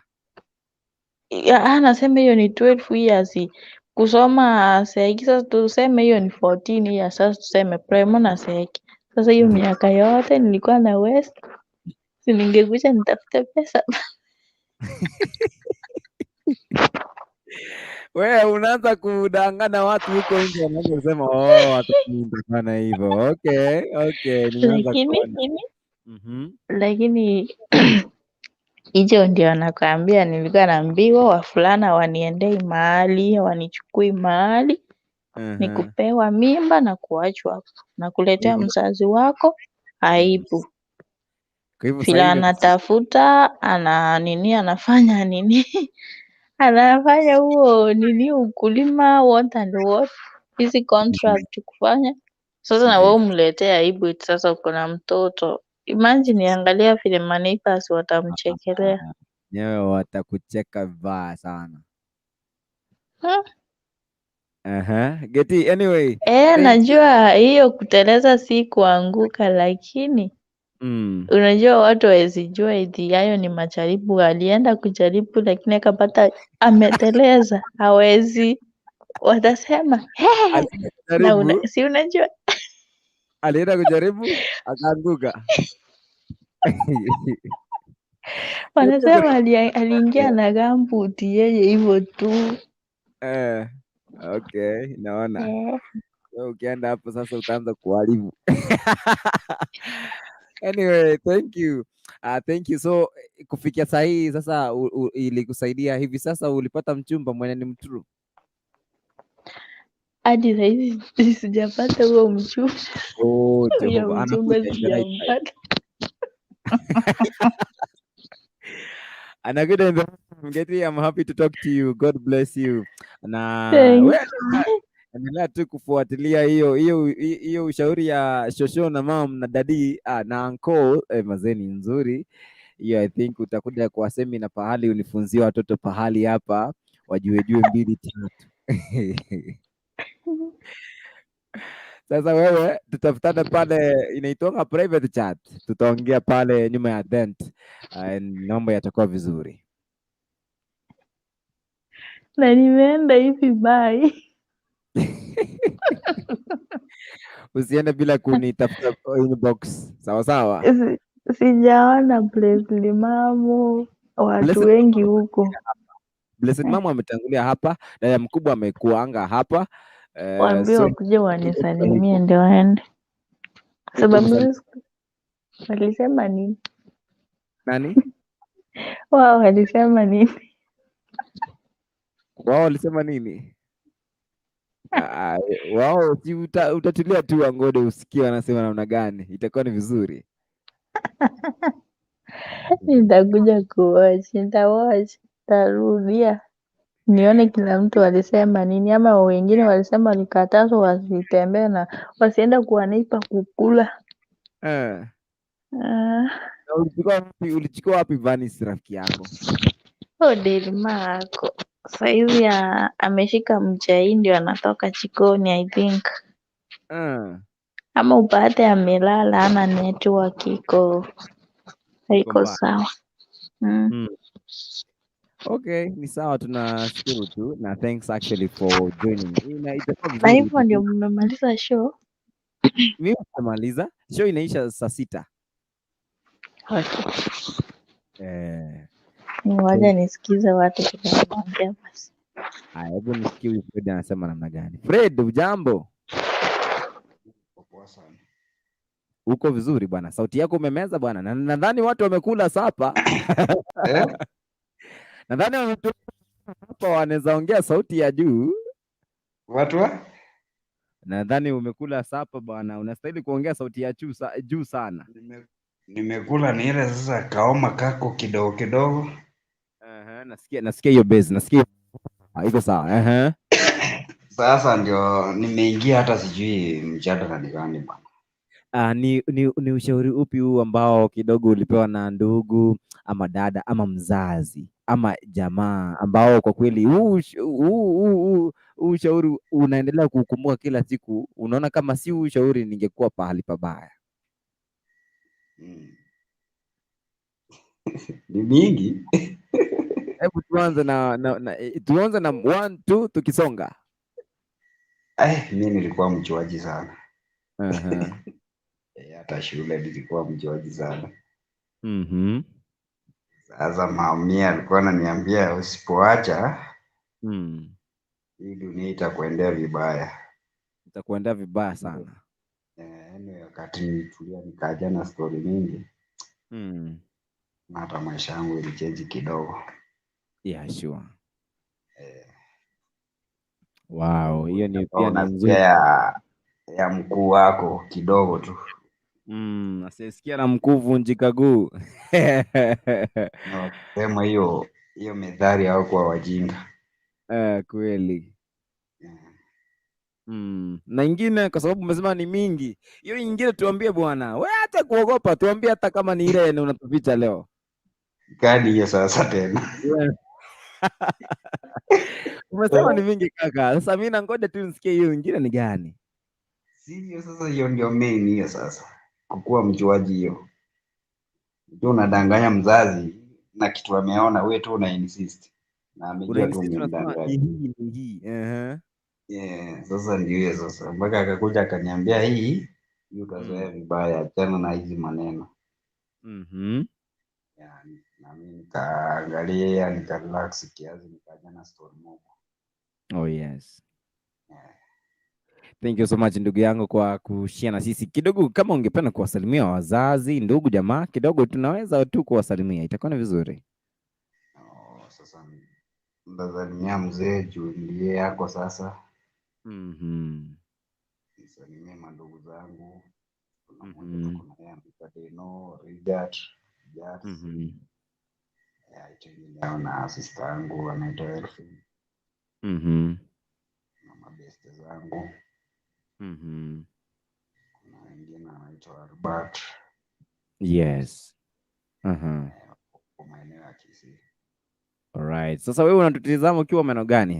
Maana wewe nimeona Fred, jina ili Fred ninaona ni kama niko na marafiki ambao wanaitwa Fred, lakini jina lako kidogo na sura nimeangalia bwana imekuwa tofauti. Imekuwa tofauti? Ni tofauti bwana. Mimi niko maeneo ya Eldoret. Okay. Yeah. Vizuri. Zidi tu kutazama hapa, na ikiwa kama uko mgeni pale kwenye YouTube bana subscribe. Ikiwa uko pale mgeni kwenye pale, mimi ni member bwana. Mimi ni member bana. Wewe ni member? Si ni kurukuntu wote ndiye ananijua. Sasa mimi pia unastahili kunijua kwa sababu mimi huwa hapa kila wakati bwana. Lakini sasa si wewe ama si wewe ni mambo ya Bible sana sana ama ni? Mimi ni Biblia, najua wewe unapenda politics. Unapenda politics sana, Mimi ni mtu wa politics wenyewe. Lakini usijali. Yeah, si mbaya lakini si sana sasa. Sasa we've got to talk. Sasa wewe utaendelea kufuatilia. Watu wanakuja. Ukienda huko nje wafufue. Leo sijaona watu wengi bana. Watu wanapenda politics sana. Hiyo lazima ufahamu hilo. Wanapenda politics sana, lakini pia tunawaombea waendelee kupenda neno. Watapenda. Haya, tutazidi kuongea. Sasa. Hamkujange live daily ama kuna nini? Ni kwa sababu wiki hii tumekuwa na ile wanaitanga advancement, hiyo kujaribu ku-advance vitu zetu ili kwamba mitambo yetu iwe vizuri kabisa, haitakuwa inasumbua kimitambo. Si hata leo ukiangalia umeona kwamba mitambo imekuwa vizuri. Iko strong. Sasa kama iko very stable, bila kutingika, bila kuwa na shida, bila kuchukua muda ili iweze kuwa live, kustream live vizuri. Yani hivyo jua tu hizo ni harakati za ensure kwamba tumefanya mageuzi mazuri ili kwamba tuweze kufurahisha kila siku. Sasa na ile story ya huyo anaitwaje? Alikuwa anaitwa Pastor Watt. Yule alikuwa anadanganya watu ni mchawi. Anaitwaje? Thomas Nyakundi. Ulifika hiyo story wapi bwana? Unajua hiyo story watu wa news wanaiangalia, lakini ukiangalia part 1 na part 2 utaweza kupata, lakini part 3 bado. Amjamkuta mu interview, mchakuta hiyo pastor. Yeye hajakuja hawezi kukaa interview, hatuwezi tukamtafuta. Alafu baba yake mulienda mkamuona? Baba yake aliojiwa na station na ilikuwa vizuri na aliongea. But si nilikuwa nasikia kuna mlikuwa muende tena mara ya pili kumuona hata mnunulie sukari nini. Hapo sasa sijajua kama management waliweza kuenda, lakini I think huenda walienda ama maybe wakawasiliana naye kupitia kwa simu, sijui. Unajua mimi sikushughulikia hiyo story, ndio maana niko nyuma ya mambo kidogo. Kushughulika. Alafu sasa Kurukuntu anaingia studio lini sasa? Kurukuntu huwa siku zote except on Sunday. Except on Sunday. On Sunday ndiye anapumzika. Hata mimi on Saturday mimi hupumzika sana. Kwa hivyo siku ya Saturday ninapumzika, yeye hupumzika on Sunday, na siku zote hizo zingine huwa kwamba tunakuwa na yeye. Naanza saa 2 namaliza saa 4, anaanza saa 4 dakika 15 pale, anamaliza saa 6 usiku. Mimi umeweka sana, anamaliza hata saa 6. Sasa leo umemsikilia bado? Leo huwa mara nyingi siku zote on Sundays mimi ndio ushikilia. Sawa.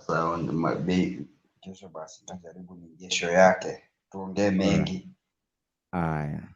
Tuko vizuri. Thank you so much my brother. Mungu akubarikie na kuongoze kabisa. Sawa. Amen, amen.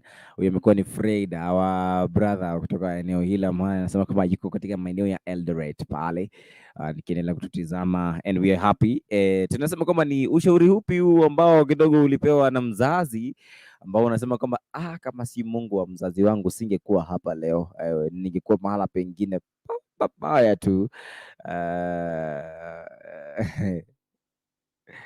Pabaya tu sana, lakini ni Mungu tu ndiye amefanya haya yote akaweza kutukia siku ya leo. Itakuwa ni vizuri. Gertrude anasema kwamba hi Isaac, how was your day? My day was good. Jasmine Patrick anasema kwamba verse tech. Sasa hapa sijaelewa. Gertrude anasema kwamba hi Irene, how is your Jamhuri day? Gertrude pia anasema kwamba kama si kutandikwa nilikuwa natandikwa, saa hii ningekuwa mkorofi. Alright, ungekuwa mkorofi.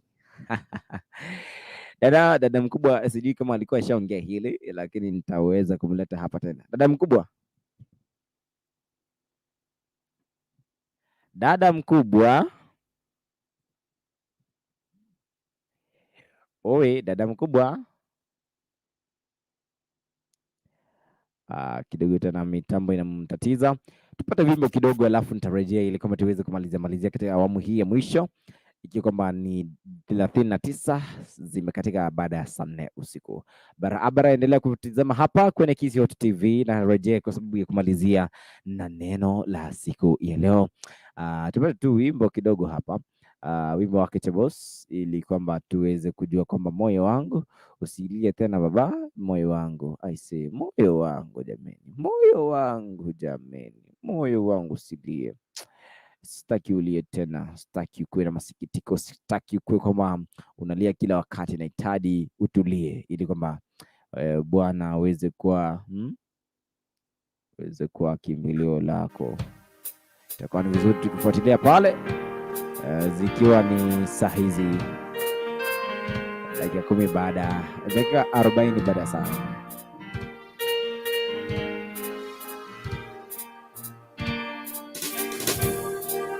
Moyo wangu usilie tena, moyo wangu usibabaike, naye Mungu mkuu sana, naye Mungu mweza wa yote, aingia rohoni mwangu, kanipa kutulia, kaniambia ewe mwanangu usilie tena, aingia rohoni mwangu, kanipa kutulia, kaniambia ewe mwanangu usilie tena.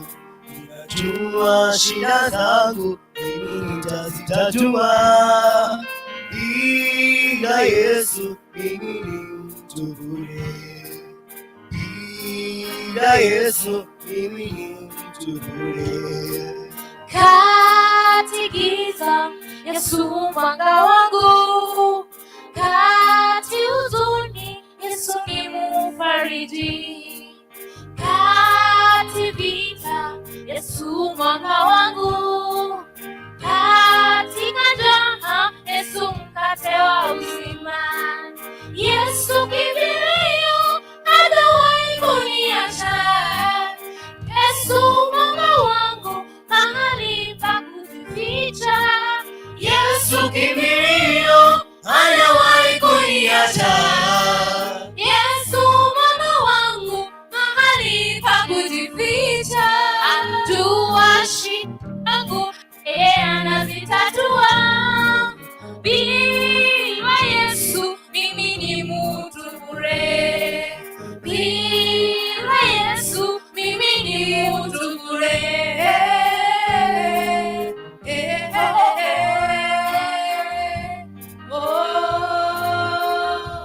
Mwanawe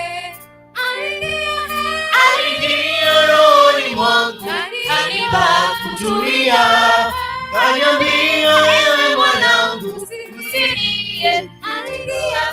Aliingia rohoni mwangu, kanipa kutulia, kaniambia ewe mwanangu usilie. Najua shida zangu mimi nitazitatua.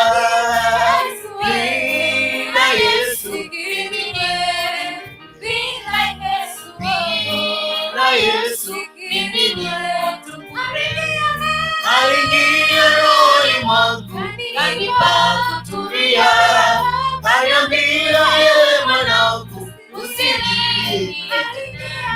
Aliingia rohoni mwangu kanipa kutulia, kaniambia ewe mwanangu usilie tena. Ninajua shida zangu mimi nitazitatua, bila Yesu mimi ni mtu, bila Yesu mimi ni mtu bure.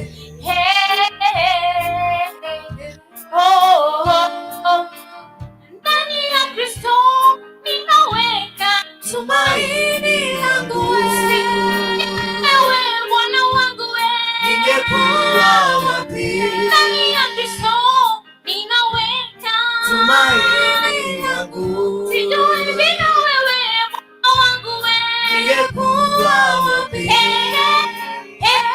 Yawe wewe yote kwangu, Yawe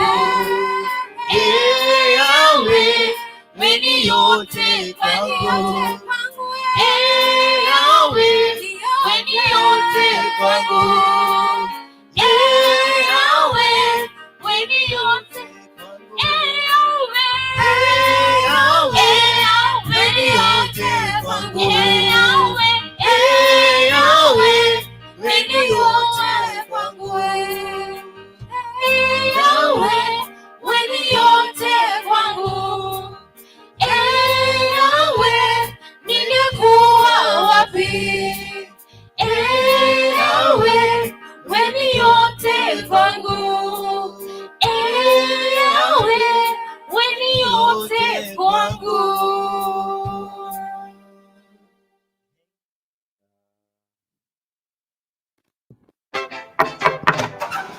Niaje bro, nimefika. Hi, I'm Ben. Na bila shaka thank you so much for that song ambayo inasema kwamba wewe ni yote kwangu. Wewe umekuwa kwamba ni yote kwangu, nitazidi kukutukuza wewe ambaye ni yote kwangu juu ya maisha yangu, and really I'm happy kwa sababu Bwana uko mzuri kabisa. Gertrude ananiambia kwamba nikusalimie dada mkubwa. Dada mkubwa, pokea salamu kutoka kwa Gertrude. Dada mkubwa, ujambo? Unanipata bado? Dada mkubwa, dadai inatatiza kidogo, lakini itabidi kwamba amesalimika, amepokea salamu pale, ataweza comment pale na itakuwa ni vizuri tukidodo kama ameweza kupata salamu za siku hii ya leo kutoka kwa Gertrude na Mary. Alright, geti. Alright, vizuri, zikiwa zimekatika dakika 45 baada ya saa 4 usiku, basi tunasonga pale ambapo tulikuwa tunasema kwamba Mungu hana mshauri na kuna athari za mwanadamu kutokuwa na mshauri katika maisha yake. Hapa nataka tuelewe vizuri, kuna athari za mwanadamu kutokuwa na ushauri, haswa kwa viongozi, kwa watu ambao ni wachanga, kwa watu ambao ni binadamu.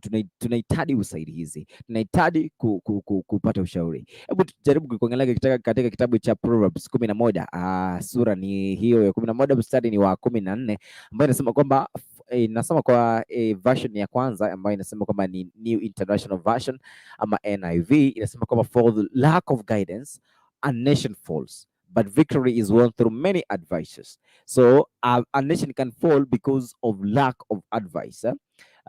Lakini kukiwa na victory, hivyo ni kumaanisha kwamba kuna advisors wengi. Kwa hivyo watu ambao huanguka, watu ambao kidogo hawafiki mahali ambapo wanahitajika, and that is why mara nyingi hata nikiwa shuleni throwback kidogo leo nataka kukula sabuni lakini sijui. Without wise leadership a nation falls. There is safety in having many advisors. Hapo ni New Living Translation imetupa hiyo kwamba ni NLT, New Living Translation pale imetupa hiyo, na pia English Standard Version inasema kwamba where there is no guidance a people falls. But in an abundance of counselors there is safety. Tukiangalia pale Bear and Study Bible inasema kwamba for lack of guidance a nation falls, but with many counselors comes deliverance. And then kwa King James Bible inasema kwamba where no counsel is the people fall, but in the multitude of counselors there is safety. New King James Version pale inasema kwamba where there is no counsel the people fall, but the multitude of counselors there is safety. Pale tukiangalia kwa a New American Standard Bible inasema kwamba where there is no guidance the people fall, but in an abundance of counselors there is victory. By the way, nasoma hizo zote ndio kidogo tutaweza kufuata pale ili iweze kutusaidia ili kwamba tujue hiyo version pia zinasema namna gani.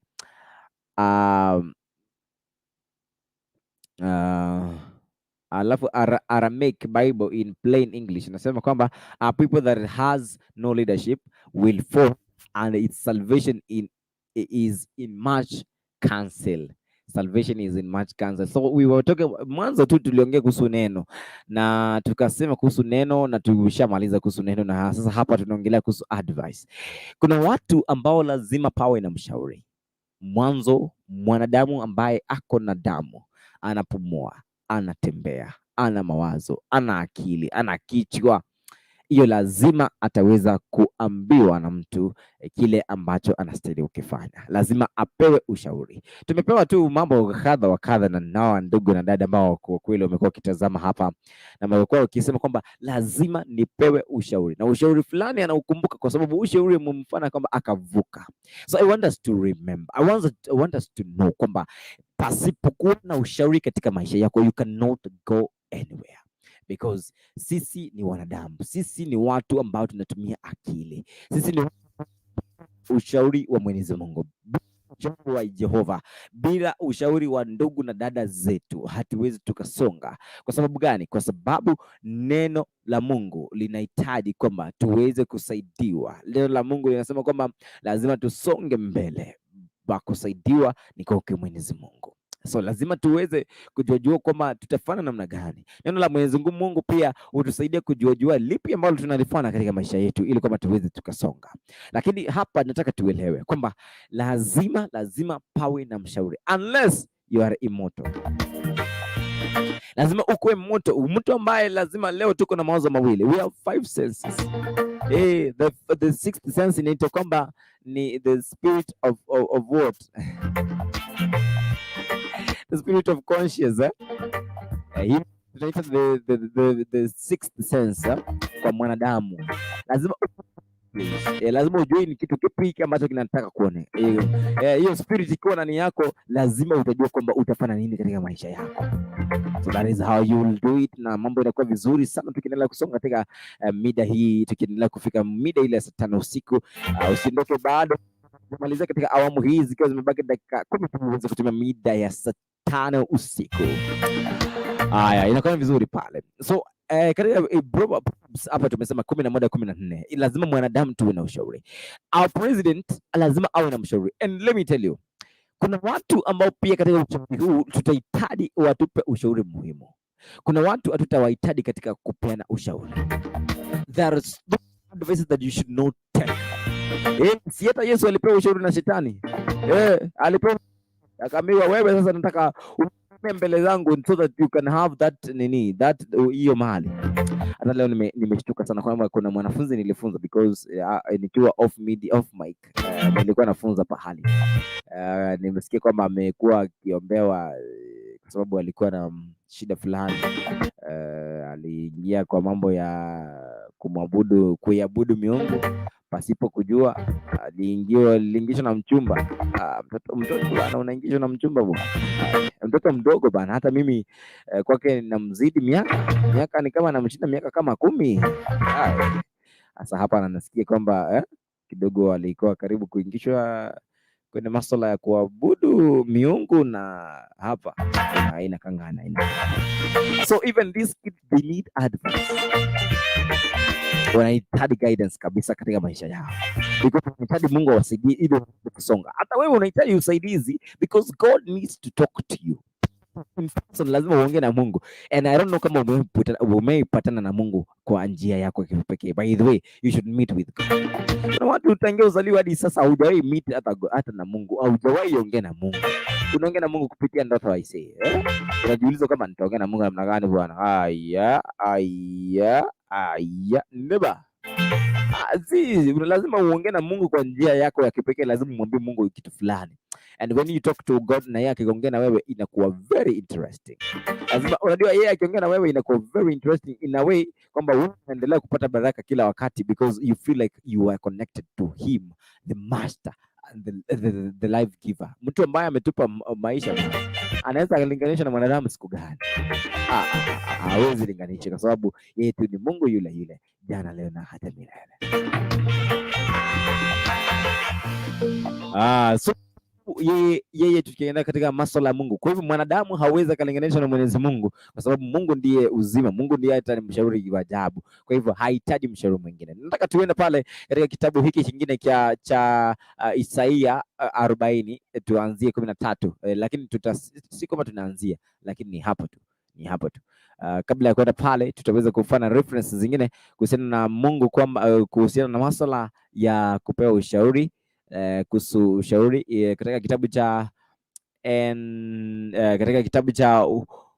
Second Chronicles chapter 22 verse 4 inasema kwamba and he did evil in the sight of the Lord as the house of Ahab had done, for to his destruction they were in his counselors after the death of his father. Plans fail for lack of counsel, but with many advisors they succeed. Hapa bado Suleimani aliongea hapa katika kitabu hicho cha Methali 15:22 akisema kwamba plans fail, yani maono yetu vile vitu ambavyo tunapanga vinaweza vikakosa kufanyika kwa sababu tunakosa mahusia ya wale watu ambao kidogo wanahitajika katika maisha yetu ili kwamba tuweze kusonga mbele. Kuna mzazi ambao unamdharau akikupa advice kidogo tu unajam pale nyumbani, hautaki tu usikize kila ambacho nakwambia because wewe unaona kama kwamba wewe umemea pembe umefika ambavyo alivifanya miaka iliyopita, aliposa hata kukupata wewe ilikuwa ni rahisi kwake.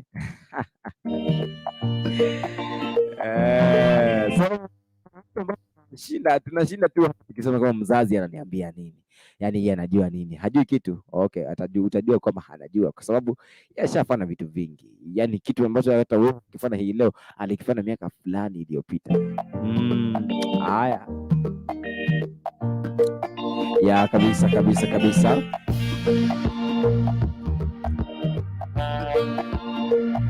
Nataka nimalizie pale kwa mwisho pale ambapo tunamalizia pale tukiwa tumebakia dakika 5 pale iweze kutumia mida ya saa 5 usiku. Tunasema kama Proverbs chapter 15 verse 22 tumesoma pale, without the advice of the counsel plans fail due to the lack hiyo kizungu. Baada ya kukosa wale ambao ni washauri katika maisha yako unaweza ukafail sana. Inasema kwamba set plans. Hebu niangalie pale inasema kwamba set plans. Nataka kusonga pengine. Inasema set plans by consultation and the wage war under sound guidance. And then Proverbs, the same Proverbs 24 verse 6 inasema kwamba only with sound guidance should you wage war and victory lies in the multitude of counselors. Kwa hivyo ndio hivyo tunaendelea kusonga kwa njia ya taratibu tuweze kuingia katika kitabu cha Isaia pale tuweze kujua yale ambayo Mungu anasema kujua maisha yetu. Who can fathom the spirit of God and or instruct the Lord as his counselor? Hapo ndipo nani anaweza kupinga na Mungu? Nani anaweza akaambia roho kuhusu jinsi anavyostahili kufanya jambo? Katika kitabu cha Isaia 40 mstari ni wa 13. Hiyo ni New International Version nimesoma, nisome kwa New Living Translation inasema kwamba who is able to advise the spirit of the Lord? Who knows enough to give him advice or teach him? Nobody. Hata ni unajistahili kujijibu, hakuna. English Standard Version inasema kwamba who has measured the spirit of the Lord? Or what man shows him his counsel? Maze hapo nataka tulielewe. Hizi ambazo tunasema kama ni idea zetu za kila siku. Nataka tuelewe hapa.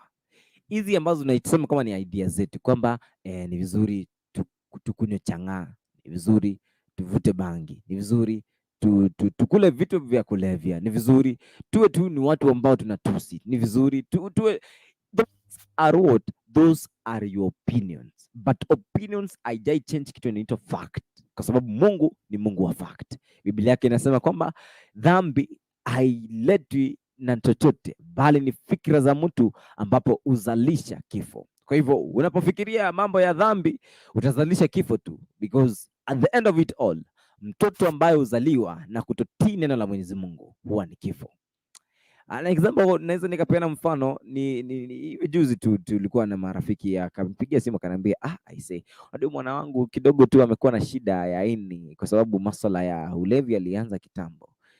Alikuwa na shida ya kidneys na alikuwa na shida ya liver. Hii ni kukuambia kwamba ndugu yangu, dada yangu, pale ulipo, kwamba vitu ambavyo unavitumia ambavyo ni vya kulevya, havina huruma na maisha yako. They don't. Hata uambiwe kwamba hii ni genuine, hakuna kitu genuine. They are just using that genuine thing ili kwamba uweze kutumia ili kwamba wao wapate pesa. Wewe ukienda kwenda hapo, shauri yako. So ni vizuri utambue kwamba Roho wa Mungu anaongea ukweli. Huwa anaongea ukweli. Kwa hivyo yule ambaye haongei ukweli anakuwa ni roho wa shetani.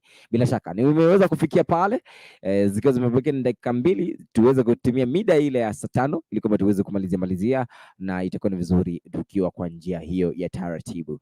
All right, thank you so much kwa wale wote ambao mmezidi kufuatilia hapa tangu tulipoanza, and nikukumbushe tu kwa wale wote ambao tuko Facebook pale, like that page, like that video, pia share to the friends ili kwamba tukifika kesho upate kwamba watu wengi wameweza kufikiwa kwa njia ya taratibu. Ikiwa kwamba unanipenda pale, ungependa kwamba unisupport pale kwa njia ya YouTube promotion pale, itakuwa ni vizuri. Ingia pale kwenye YouTube, tafuta jina Papa Isaac Leonard ambalo unaliona kwenye screen pale katika mkono wako wa kulia, na itakuwa ni vizuri ukifanya vile imeandikwa Papa Isaac Leonard, hiyo utaweza kuipata na ucheza tu video kidogo alafu uweze kusubscribe. Itakuwa ni vizuri you like that video as well. Itakuwa ni vizuri tukisonga kwa njia ya taratibu. Basi ikiwa kama imetimia mida ya saa 5 pale, sina la ziada ile kukuambia kwamba wewe ni mwabaraka kwangu siku ya leo, wewe ni wa maana. Mungu anakupenda na kujali. Tupatane tena siku ya kesho kwenye mashine ya Christ kuanzia mida ya saa 2 usiku hadi saa 4 usiku. By the way, pastor atakuwa anarejea, nitaweza kumjua Julia kama amefika Kenya kwa sababu alikuwa amesafiri kwenda Tanzania. Hii leo tumekuwa na show refu sana. Angekuwa hapa angeanza kuangalia mambo mawili matatu, masuala ya neno kidogo, leo tuweze kuchangamka na tuweze kupambanua mawili matatu. Kwa hivyo Jeremiah na Benda is to be back. We've missed him a lot for a week and he's going to be back ili kwamba tuzidi kuwa na maongezi yetu ya kila wakati na kuchambua neno la Mwenyezi Mungu kwa sababu ya ufalme ambao ni wake Mungu aliye juu mbinguni. All right, sina la ziada. Thank you so much thank you for keeping that warmth. Thank you for being with me. Thank you for your text. Thank you for your viewing. Kwa wale watu ambao ni silent listeners, silent viewers, God bless sana. Thank you so much. And let me just say, kwa wale wote ambao mko na shida ya watu ambao mnahitaji matibabu, tunajua kama kuna tabibu wa kweli maana Kristo Yesu. Watu tumeambiwa kwamba yeye alitani into flesh. Wakati alitani into flesh alikuja kwa sababu tukomboe mimi na wewe ili kwamba tuweze kupata uzima uliotele. Kwa hivyo siku ya leo kama unampokea Kristo, naomba kwamba uweze kuomba nyuma yangu. Sema, Bwana Yesu, nimekuja mbele zako. Mimi ni mwenye dhambi, naomba unisamehe. Nimeyatoa maisha yangu mbele zako, nikijua kwamba wewe ndiyo mshauri wa ajabu. Wewe umesema kwamba hauwezi ukashauriwa. Bwana, nimekuja mbele zako nikinyenyekea. Nimetambua kwamba haushauriwi. Utakuwa mshauri wangu ukiwa ndani yangu. Bwana, nakupa roho yangu, nakupa nafsi yangu, nakupa maisha yangu, na nakupa kila kitu changu ili kwamba Bwana unitawale. Niishi nawe, unipe roho wako aniongoze siku zote. Katika jina la Baba, la Mwana na Roho tumeomba. Useme amen. Hebu tuweze kuomba na tuweze kusema neema ya Bwana. Mungu mtakatifu, tunakushukuru kwa sababu ya upendo wako, tunakushukuru kwa sababu ya nguvu zako, tunakushukuru kwa sababu wewe ni mtakatifu. Asante kwa sababu ya siku ya leo tangia tulipoanza mida ile ya saa 3 hadi hivi sasa Bwana, tumeona mkono wako. Asante kwa sababu ya wema wako, fadhili zako zimetuandama siku mzima Bwana. Wewe umekuwa ni wa maana juu ya maisha yetu. Bwana, hatuwezi tukakulinganisha wewe. Hatuwezi tukakutoshanisha na mwanadamu kwa sababu Bwana, wewe pendo lako ni la agape, si la kama la mwanadamu. Unajua kutusamehe, unajua kusahau, unajua kutupenda, unajua kutuonesha upendo Bwana. Wacha upate shukrani na sifa Pokea sifa Bwana, maana shukrani zote ni zako Bwana. Asante kwa sababu Bwana, usiku huu mzima tutakapolala Bwana, tutalala na wewe, tutaamka pamoja na wewe. Tutalala chini ya ulingo ama tutalala chini ya wingu lako na chini ya kivuli chako Bwana, utangazie katika jina la Yesu Kristo tumeomba.